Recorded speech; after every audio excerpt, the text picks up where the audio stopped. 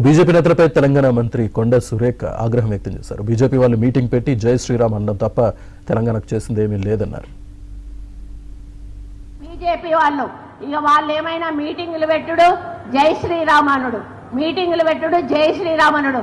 మరి జై శ్రీరామ్ అంటే పైనుంచి ఏమన్నా పైసలు పడుతున్నాయా, లేకపోతే ఏమన్నా మనకు పథకాలు వస్తానయా, ఇంకేమన్నా వస్తానయా అంటే ఏమీ లేదు. తీసుకొస్తారు, మోడీతోటో మీటింగ్ పెట్టిస్తారు, 4 హిందీలో మాటలు మాట్లాడిస్తారు, ఎల్లగొడతారు. ఇక్కడ ఉన్నటువంటి 2 మంత్రులు సపోర్ట్ చేయరు, ఇక్కడ ఉన్నటువంటి జిల్లా అధ్యక్షుడు సపోర్ట్ చేయడు. మరి కేంద్రం నుంచి రావాల్సిన మనకు ఏవైతే ఉన్నాయో వాటి నిధులను రప్పించే ప్రయత్నం చేయరు.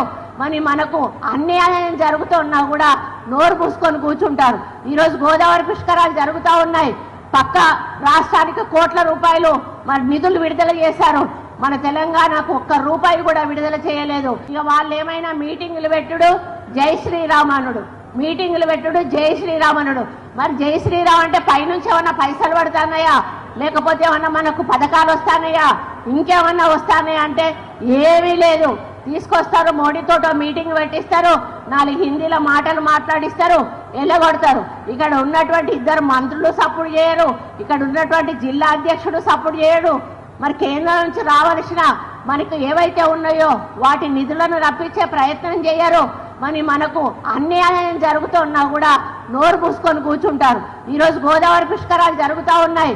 పక్క రాష్ట్రానికి కోట్ల రూపాయలు మరి నిధులు విడుదల చేశారు.